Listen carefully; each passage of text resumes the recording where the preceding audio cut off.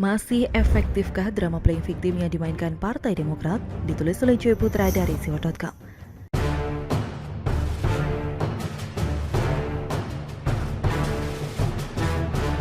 Sungguh menggelitik kelakuan para politikus Demokrat di masa pandemi ini. Semakin terlihat jelas karena partai yang akan diprediksi makin merosot suara elektabilitasnya ini melakukan manuver politiknya yang sudah basi, yakni bermain drama. Di awal pandemi, AHY memakai putrinya untuk melancarkan serangan politik ke pemerintah dengan menuliskan surat terbuka berisi ajakan lockdown. Tulisan yang diunggah dengan dalih pekerjaan sekolah menuai kritik dari warganet. Pegiat media sosial Denny Siregar bahkan menyindir tulisan putri AHY yang berbau politik yang mengakibatkan kader-kader Demokrat menyomasi dirinya. Hal yang paling heboh adalah ketika Andisa Pohan mencak-mencak di media sosial karena tidak terima putrinya dibully warganet. Berlanjut dengan kehebohan nasional di mana AHY menuduh pihak istana mengkudeta partainya. Perseteruan Cikeas versus para kader senior Demokrat dan Muldoko yang disebabkan terpilihnya AHY sebagai ketua umum yang menurut mereka janggal. Tak itu saja, alasan perpecahan disebabkan penolakan dinasti politik serta keluhan pemungutan iuran dari setiap anggota fraksi di DPD dan DPC. Pada momen ini, keluarga Cikeas memainkan drama politiknya agar mendapatkan simpati dari publik karena AHY terzalimi. Perpecahan di internal partai pun tak dapat terhindarkan. Perang opini antar mereka untuk menjatuhkan satu sama lain telah menguras pikiran dan energi masyarakat karena pemberitaan setiap hari selama sebulan lebih. AHY disebut tak mempunyai masalah yang berarti ketika ditetapkan sebagai ketua umum. Tanpa berkeringat, AHY mendapatkan posisi tertinggi yang diwariskan oleh bapaknya. Kecakapan dalam berpolitik yang minim menguji dirinya untuk membawa bahtera partai yang sebentar lagi karam. Drama demi drama selama setahun lebih di masa pandemi terus dijalankan. Keluarga Cikeas dan kadernya terus menyerang pemerintah dengan kritikan-kritikan yang tidak konstruktif. Sudah merupakan tabiat orang-orang Demokrat apabila keluarga Cikeas disentil dan dikritisi, maka para kader akan membela mati-matian keluarga ini. Beragam serangan dari mereka yang tujuannya seragam, yakni menuduh dengan kata buzzer rupiah di setiap cuitan mereka. Dan isu yang berkembang akhir-akhir ini seputar pengecatan ulang pesawat kepresidenan membuat para Demokrat baper dengan alasan akan menghilangkan jejak sang mantan. Loh, memangnya pesawat kepresidenan punya keluarga Cikeas? Kok ngatur-ngatur pemerintah untuk tidak mengubah warna cat pesawat? Aneh dengan partai ini, hal remeh-temeh bisa diangkat menjadi polemik. Sepertinya ini sebuah gimmick politik yang ditanamkan para kader Demokrat untuk membuat sensasi yang kontroversial di media sosial agar dapat mencuri perhatian publik. Bagi saya, strategi ini tidak mengeluarkan modal besar dan tenaga daripada turun ke lapangan bekerja untuk rakyat. Karena menurut saya mencari perhatian publik untuk mengangkat citra partai melalui media sosial lebih murah kosnya ketimbang membantu rakyat yang terdampak pandemi. Dan biasanya ketika warganet membuli nyinyiran para kader, lalu mereka akan memainkan drama politiknya seakan-akan teraniaya.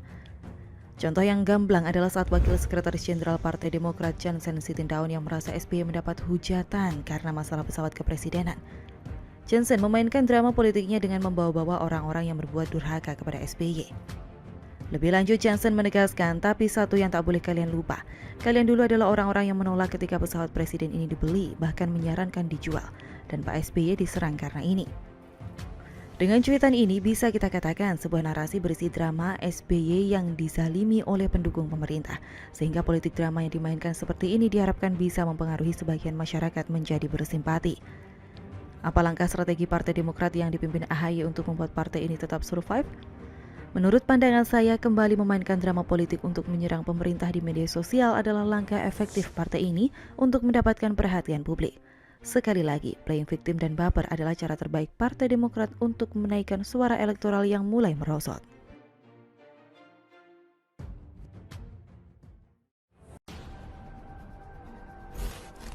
Demokrat protes cat pesawat kepresidenan, biarin aja namanya juga nyinyir, ditulis oleh Sardi di siwar.com.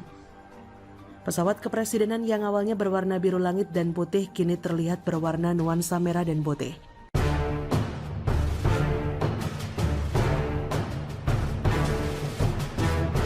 Sebelum berlanjut, silakan untuk klik tombol subscribe dan nyalakan loncengnya agar Anda yang pertama kali mendapat informasi dari kami.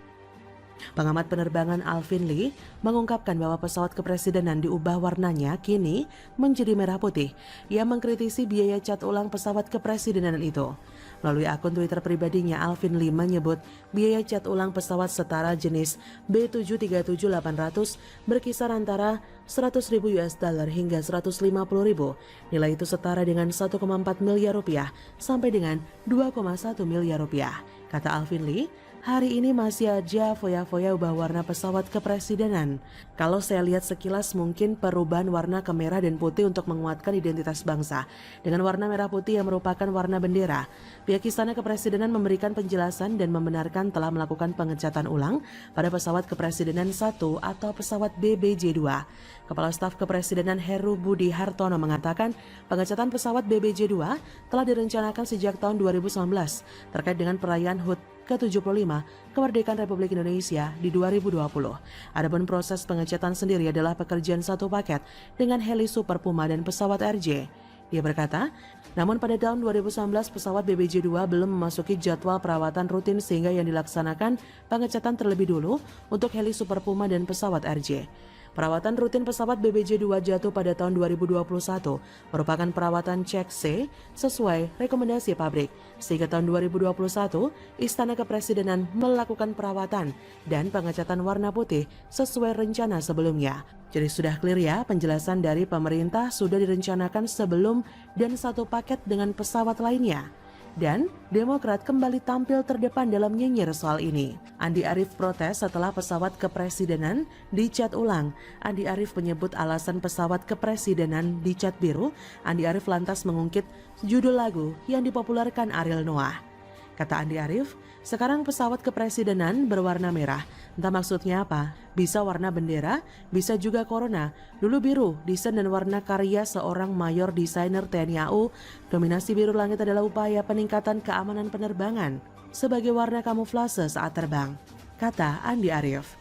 Kalau saya lihat Andi Arief ini tidak rela, mungkin ada maksud lain.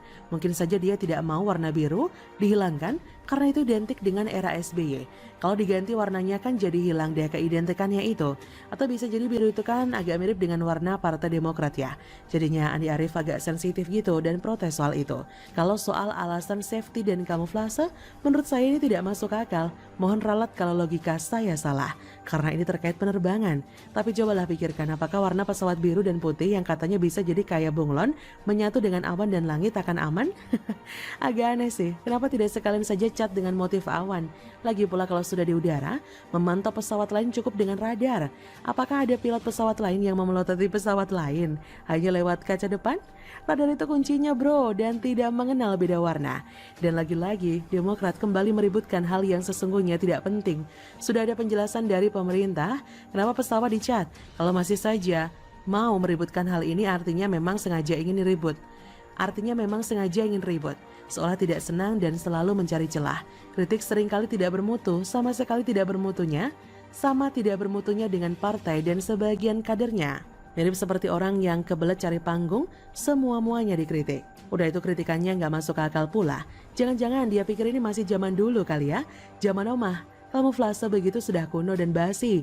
Saat ini zamannya sudah digital dan terkomputerisasi. Semua radar untuk deteksi pesawat sudah super canggih. Mau dicat kayak apapun ya bakal terdeteksi kecuali pesawatnya dilengkapi teknologi siluman anti radar. Bagaimana menurut Anda?